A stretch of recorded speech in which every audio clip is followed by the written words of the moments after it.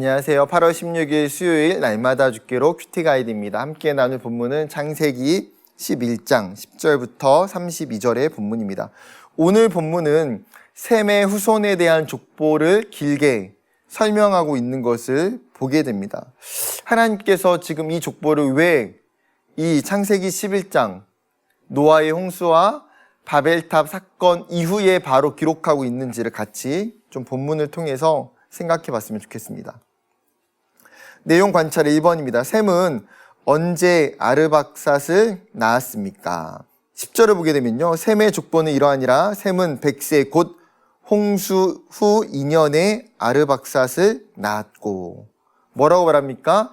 셈의 나이가 100살이 되었을 때에, 그리고 홍수가 끝난 지 2년이 되었을 때에 아르박삿을 낳았다라고 이야기합니다. 그런데 놀라운 것은 아르박삿은 장자가 아니라는 거예요. 창세기 10장 22절에 보게 되면 셈의 아들은 엘람과 아스르와 아르박삿과 룻과 아람이요. 지금 셈에게는 5명의 아들이 있었습니다. 심지어 아르박삿은 그 중에서 셋째에 해당하는 거예요. 무슨 말입니까? 지금 이 셈의 족보가 후손의 계열이 장자 서열순이 아니라는 거예요. 하나님은 그 가운데서 믿음의 사람을 통해서 믿음의 족보만 기록하고 있는 것을 보게 됩니다. 두 번째, 데라는 70세에 누구를 낳았습니까? 26절, 데라는 70세에 아브람과 나홀과 하란을 낳았더라. 지금 믿음의 조상 아브라함을 낳은 데라의 족보에 대해서 지금 후반부에 기록하고 있습니다. 이 데라가 낳은 아브람, 그리고 데라의 족보를 그 뒤로 길게 기록하고 있는 오늘 특징을 보게 돼요. 왜 그럴까요? 마치 새로운 터닝 포인트가 데라의 그 후손을 통해서, 족보를 통해서 일어나고 있는 것을 성경이 보여주고 있다는 거예요. 여러분, 데라는 어떤 사람입니까? 여호수아 24장 2절에 보게 되면 강 저쪽에 거주하여 다른 신을 섬겼으나, 지금 데라를 설명하면서 갈대아 우르 지역에 있는 신을 섬기고 있는 사람이다. 아마 그 지역에 달신이 굉장히 유명했기 때문에 아마 그 지역의 신이었던 달신을 섬기는 사람이었을 것입니다. 그런데요, 하나님은 그럼에도 불구하고 놀라운 반전을 일으키고 계신다는 거예요. 그를 통해서 다시 하나님이 믿음의 자손을 일으키시고 믿음의 조상을 세우시고 믿음의 족보가 이방에 있는 신들로 말미암아 끊겨지지 않고 다시 하나님의 믿음의 족보가 이어질 수 있도록 하나님은 하신다는 것이죠. 세 번째입니다. 데라는 누구와 가나안 땅으로 가고자 했습니까? 31절, 데라가 그의 아들 아브람과 하란의 아들인 그의 손자 롯과 그의 며느리 아브라함의 아내 사레를 데리고 갈대아인의 우르를 떠나 가나안 땅으로 가고자 하더니 하란에 이르러 거기 거류하였으며. 지금 데라는 아브라함과 또 그의 손자 롯과 며느리였던 아브라함의 아내 사레를 데리고 갈대아 우르를 떠나고 있습니다. 놀라운 것은 마치 아브라함이 이 여정을 시작한 게 아니라 지금 데라가 시작하고 있는 것처럼 보여지는 거예요. 갈대아 우르를 떠나 가나안 땅으로 가고자 합니다. 즉 하나님께서는 하나님의 약속과 계획을 이루시기 위해서 이미 데라를 통해서 그것을 시작하고 계시더라는 거예요. 그런데 데라는 이 약속을 성취하는 자가 아니에요. 데라는 어떻게 했습니까? 하란에 머물며 거기에 거주했고 삶을 마감하게 됩니다.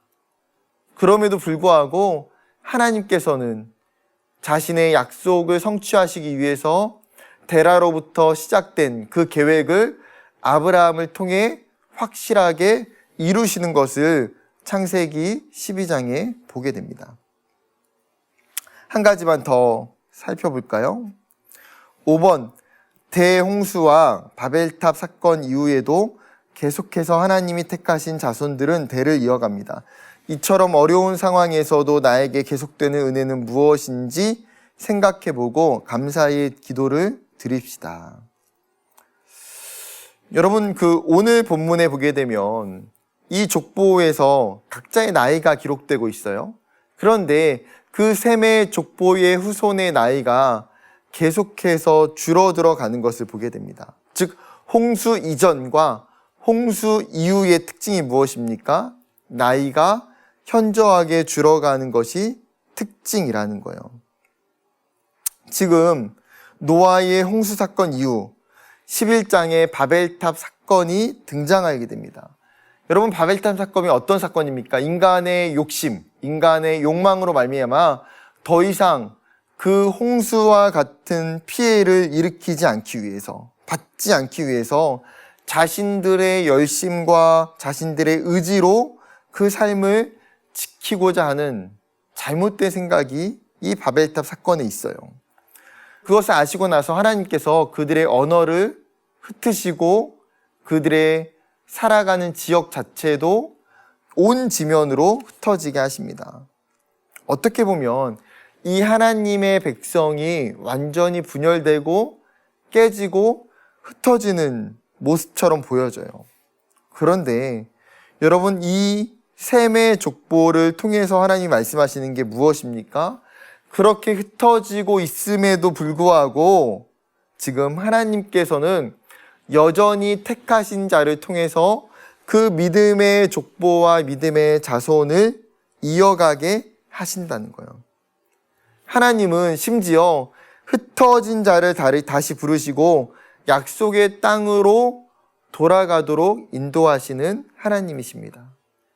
인간적으로 볼 때에는 분명히 어려운 상황이지만 하나님은 자신의 계획과 자신의 신실하심을 이루시기 위해서 끊임없이 하나님의 인도하심과 그 계획을 성취하신다는 거예요. 여러분, 오늘 본문을 보면서도 우리가 소망하고 또 기도해야 되는 부분은 무엇입니까? 동일하게 하나님, 내 삶에서도, 내 가정에서도, 내 자녀들 가운데 때로는 마치 이 믿음의 계보가 끊어지는 것 같은 어려운 상황을 우리가 볼지라도 하나님의 신실하심과 그 사랑과 은혜가 하나님, 우리의 가정을, 이 믿음의 가정을 하나님 끊어버리지 아니하시고 인도하시고 이끌어가시고 계속해서 지키시는 것을 하나님 보여달라고 우리가 기도하고 우리가 또 소망하고 우리가 감사하는 그런 하루가 되기를 주님의 이름으로 축복합니다. 감사합니다.